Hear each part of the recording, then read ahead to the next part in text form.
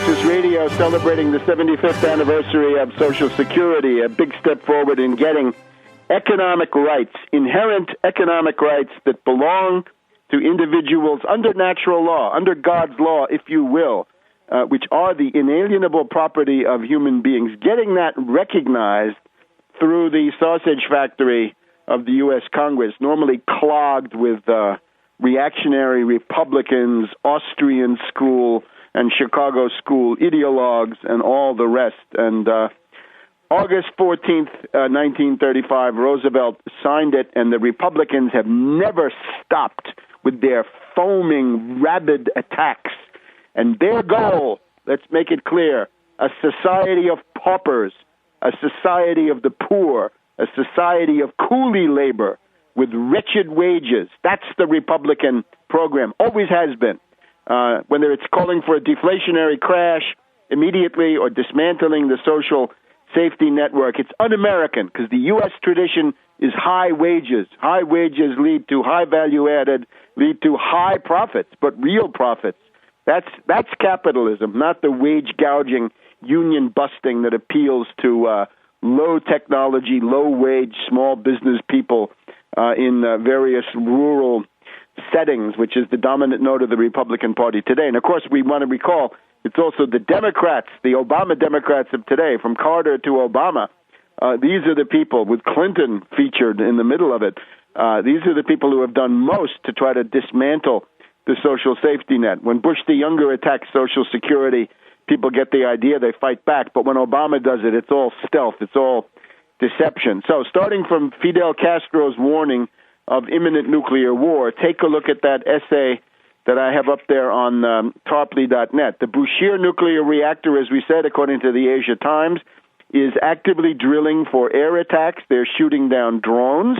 And then we have the drama of Lebanon, covered in that most recent article, is the shooting incident along the Lebanon-Israel border, which does not seem to me like it was really planned by the Israelis because of the heavy losses that they sustained. A lieutenant colonel gets killed. I think if they had been planning it, that guy would not be so far forward. I think this was a warning from Hezbollah about the Hariri investigation and the desire of the U.S. to use the UN investigation to frame up Hezbollah because of this Hariri assassination in 2005, when really the U.S., the British, and the Israelis are the prime suspects, and not certainly not the Syrians, who suffered the most, and not the Iranians either. But in response to this, we have Howie Berman of House International Relations trying to cut off aid to Lebanon, to the Lebanese army, because of this shooting, and then the Iranians jumping in saying, well, if you don't get money from the U.S., we'll be glad to provide that money. We'll be glad to provide you with the aid. The State Department at that point freaked out, saying, oh, if you get money from us, it's fine, but if you get money from Iran, that's a threat to your sovereignty. So you can't do that. And the White House, I believe, also getting into the act that the aid to Lebanon should continue. And otherwise, we have this very grim publicity stunt by the Iranians. They have a bunch of mass graves that they've dug in a desolate and arid part of their country. And they've had a photo opportunity of those graves saying, here, U.S. invaders, take a look at these graves. These will be occupied by your dead soldiers if you try this invasion. Well, I guess this speaks for itself. Now, the big thing that's going on in policy circles around this is the large article by Jeffrey Goldberg in The Atlantic, which is about the Israeli view of this, and this has gotten a lot of attention in the past week. Let's just try to give a summary of some of the main points.